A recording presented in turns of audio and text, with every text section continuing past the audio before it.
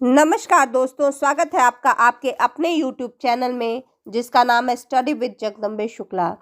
आज हम निर्गुण भक्ति धारा की दूसरी शाखा प्रेमाश्रय शाखा के बारे में विस्तार से चर्चा करेंगे। सूफी मत का जन्म इस्लाम पर शामी विचारधारा के प्रभाव के फलस्वरूप हुआ। इस विचारधारा में जीव और ब्रह्म के संबंधों का निरूपण दाम्पत्य भाव और विरह के माध्यम से किया जाता था। सूफी शब्द का अर्थ सूफ माने ऊन, सोफोस माने ज्ञान, सुफा माने चबूतरा, सफा माने पवित्र और सफ माने पंक्ति से लगाया जाता है। इस काव्य धारा में प्रेम काव्यों की रचना हुई। सूफी काव्य धारा के प्रमुख कवि मुल्ला दाऊद, जायसी, कुतुबन, मंझन, उस्मान और नूर मोहम्मद आदि थे। चलिए इसके बारे में और जानते हैं। इस्लामी रहस्यवाद का ही दूसरा नाम सूफी धर्म है। यद्यपि सूफी आंदोलन की शुरुआत 14वीं शताब्दी से ही मानी जाती है, किंतु इसका आरंभ इससे पहले हो चुका था। सूफी धर्म का मुस्लिमवाद रहस्यवाद अनंत सौंदर्य के प्रति प्रेम है। सभी धर्मों में, चाहे वह पूर्व के हो या पश्चिम के, अनंत सौंदर्य के प्रति प्रेम को ही महत्व मिला है। उनकी दिशाएं अलग अलग हो सकती हैं, लेकिन उनका लक्ष्य एक ही है।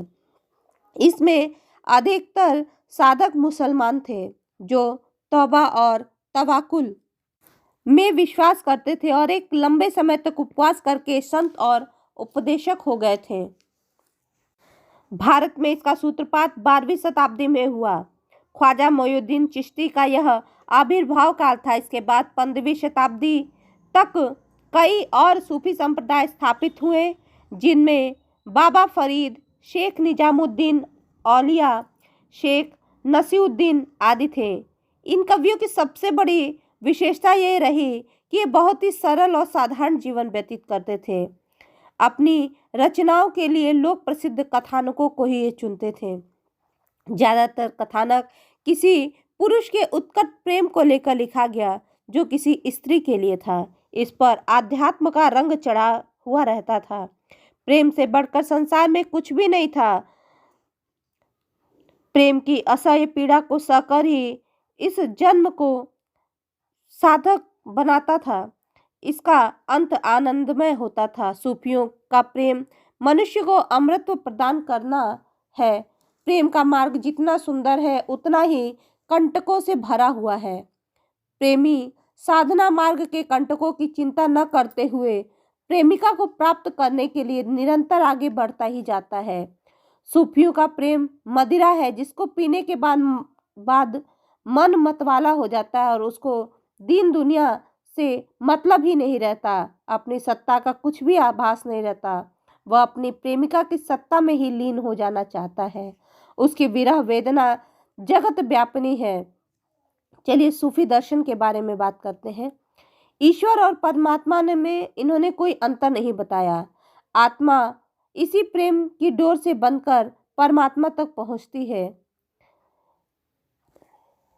जैसे हिंदू दर्शन में ब्रह्म, जीव और साधक और साध्य है, ठीक इसी प्रकार सूफी मत में भी प्रेमी प्रेमिका के बीच माया या शैतानी चीज होती है जो मिलन में बाधा पहुंचाती है। शैतान से बचने के लिए गुरु की या पीर की आवश्यकता होती है। प्रेम के मार्ग में और एक बाधक तत्व है, वो है संसारिकता। गुरु इन सब से उनसे मुक्ति दिलाता है। सूफी रहस्यवाद भावनात्मकता पर आधारित है। सबसे पहली रचना की ओर चलते हैं, जो है मुल्ला दाऊद का चंदायन। चंदायन में गोबरगढ़ के राजा सहदेव की पुत्री चंदा से लोरी के प्रेम का विस्तृत और जटिल कथा का वर्णन किया गया है, जिसमें चंदा का विवाह 4 वर्ष की आयु में ही हो गया। युवती होने के बाद उसने अपने पति की आसक्ति न देखकर मायके चली आई। किसी योगी से उसके रूप का वर्णन सुनकर राजापुरा के राव रूपचंद ने उस पर चढ़ाई कर दी। लोरिक से उसका संघर्ष हुआ। चंदा लोरिक पर आसक्त हो गई और लोरिक अपनी पत्नी मैना को छोड़कर चंदा को लेकर भाग गया। बहुत वर्षों के बाद मैना का संदेश पाकर लोरिक और चंदा घर लौट के आ गए। इस रचना का समय सन 1979 माना जाता है। यह दोहा और चौपाई शैली में पूर्वी उत्तर प्रदेश में प्रचलित लोक कथा चैनैनी के आधार पर लिखा गया है। इसकी भाषा अवधी है। अगली जो रचना है वह है जायसी द्वारा लिखित पद्मावत। चलिए पहले जायसी जी की जीवनी के बारे में बात कर लेते हैं। भक्तिकालीन धारा की प्रेम मार्गी शाखा के ये प्रतिनिधि कवि माने जाते हैं।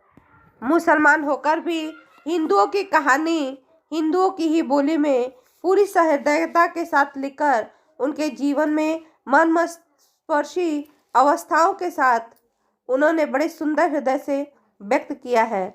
इनका जन्म सन 1492 में रायबरेली जिले के जायस नामक स्थान पर हुआ था। जायस के निवासी होने के कारण ये जायसी कहलाए। मलिक मोहम्मद जायसी को वंश परंपरा से प्राप्त उपाधि थी। इनका नाम केवल मोहम्मद था। इस प्रकार इनका प्रचलित नाम जो है वह मलिक मोहम्मद जायसी था। बचपन में ही कहा जाता है कि इनके माँ बाप का स्वर्गवास हो गया, जिसके कारण इनकी शिक्षा का कोई उचित प्रबंध न हो सका। 7 वर्ष की आयु में चेचक से इनका एक कान और एक आंख नष्ट हो गई। ये काले और कुरूप तो थे ही, एक बार बादशाह शेरशाह इन्हें देखकर हंसने लगे। तब जायसी ने कहा, मोही का हंसेसी की कोहर रही। इस बार से बादशाह बहुत लज्जित हुआ। जायसी एक गृहस्थ के रूप में भी रहे। इनका विवाह भी हुआ और इनके एक पुत्र भी था। अपने पुत्र की असामयिक मृत्यु के कारण इनके हृदय में वैराग्य उत्पन्न हुआ।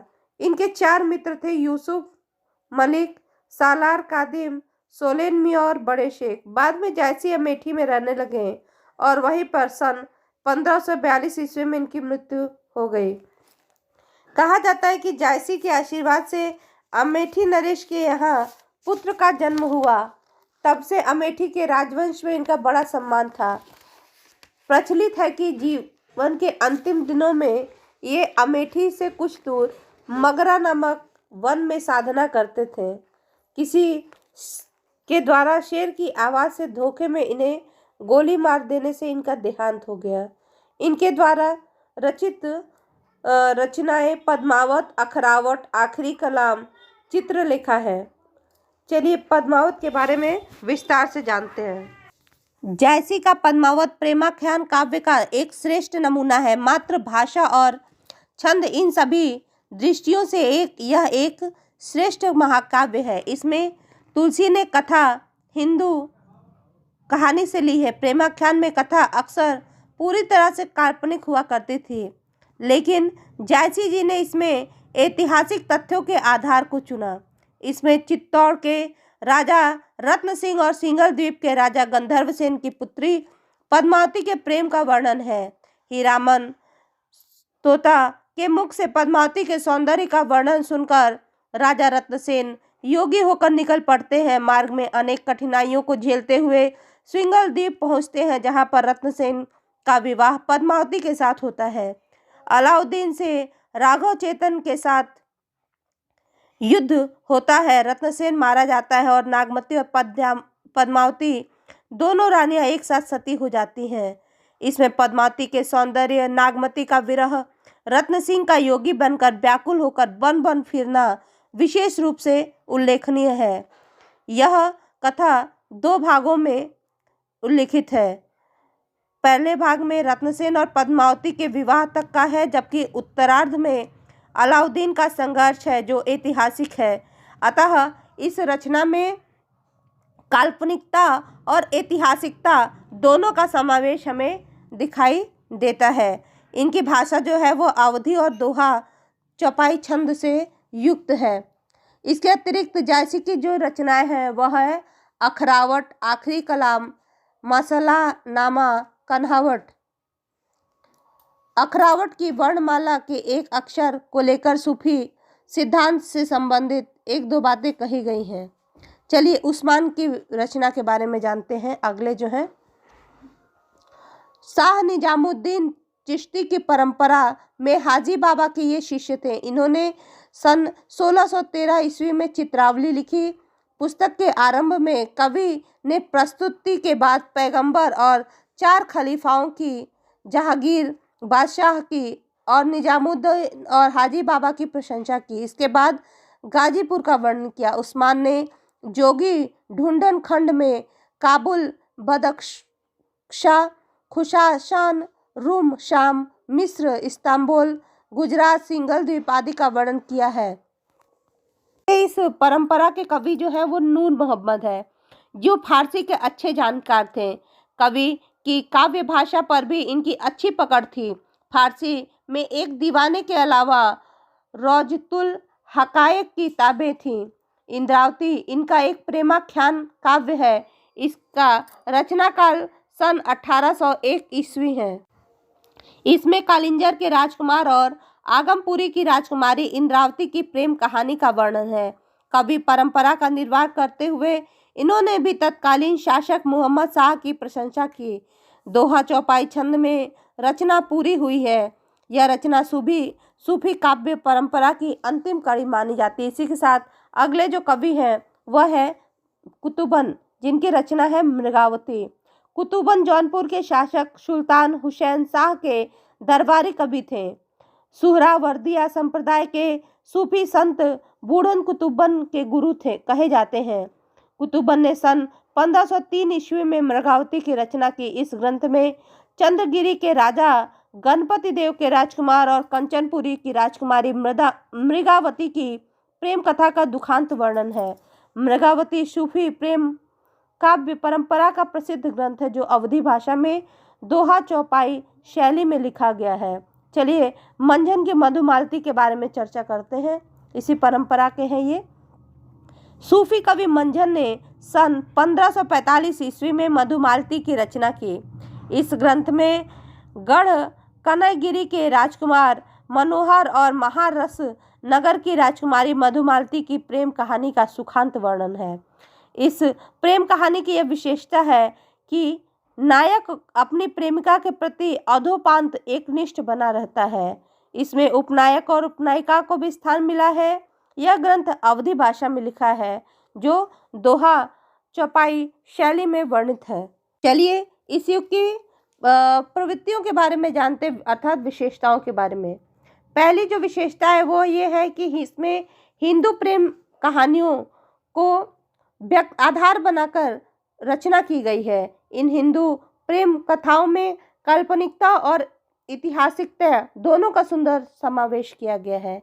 अगला जो है, ये जो विशेषता है वो है कि इन सूफी कवियों ने जो रचना की है वो फारसी की मसनवी शैली में की है, जिसमें इसका आरंभ ईश स्तुति, पैगंबर की वंदना, शाहे वक्त या तत्कालिक राजा की प्रशंसा द्वारा शुरू होता है। अगला है हिंदू संस्कृति का सम्यक चित्रण, जो है इस काल की सबसे बड़ी विशेषता है। इसमें हिंदुओं के धार्मिक सिद्धांत, आचार विचार, खान पान, रहन सहन, रीति रिवाज का वर्णन किया गया है।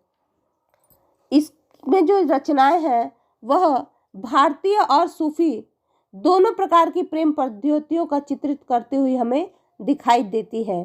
अगली जो विशेषता है वह है लौकिकता के माध्यम से अलौकिकता की व्यंजना। इसमें कवियों ने अलौकिक यानी कि ईश्वरीय प्रेम तथा उस प्रेम के साधन मार्ग में आने वाली कठिनाइयों का चित्रण किया है।